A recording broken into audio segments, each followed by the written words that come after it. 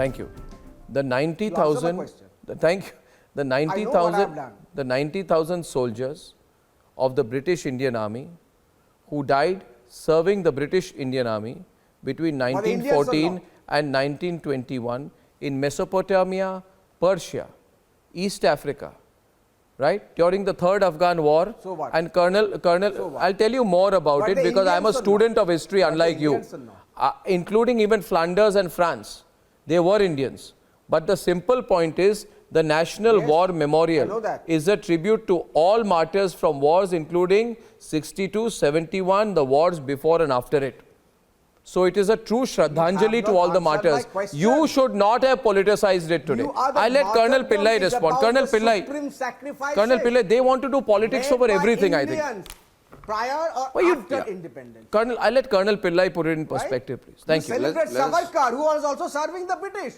You celebrate Savarkar, who Let us also get served some the British, facts right on understanding what India Gate was and what are the history behind the National War Memorial. In 1911, when the Grand Darbar took place, it was announced that they're going to create a great empire and they plan to rule India and its dominions for about 1,000 years.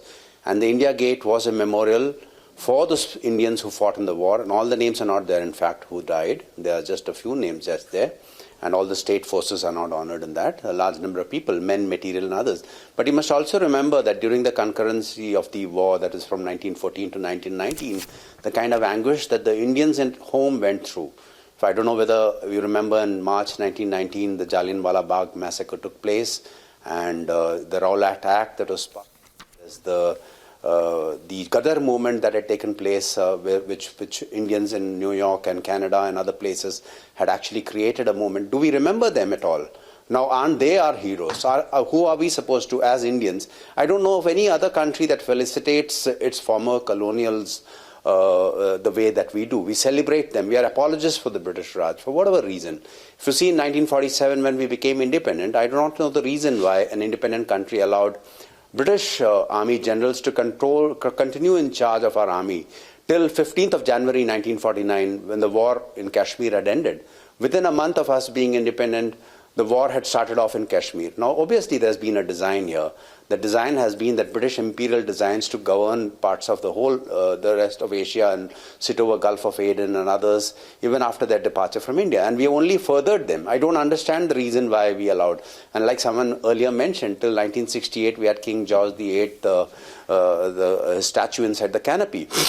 I must also add to you one important thing here, is that India continues to pay a lot of money for the Commonwealth war graves. Now, the Commonwealth's war wealth of the British, there's nothing common about the wealth there. It is only the British wealth. The British took away all our wealth, and I don't know why even today we are paying for maintaining these war graves in these countries.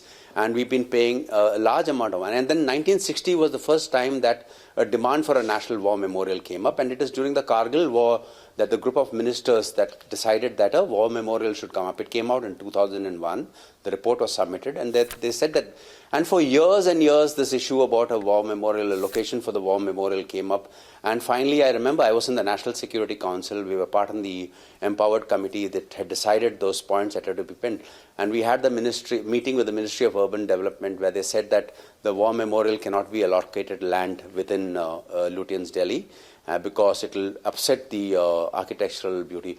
Now, who were we honoring in the war, in the India Gate? The 1971 war, the Amar, Jawan, Jyoti was supposed to be a temporary measure. It was supposed to move to a National War Memorial. And a National War Memorial has to be at the place where, you know, if you see the ceremony is that the Prime Minister, the President, everyone visits. Whenever visiting dignitaries come, they're taken to the thing.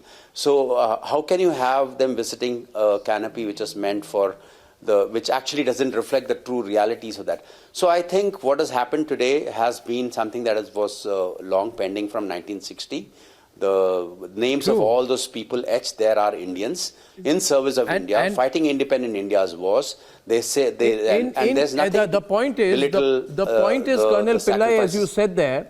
You rightly said in service of India. I have nothing against those brave Indians who fought for the British Indian Army.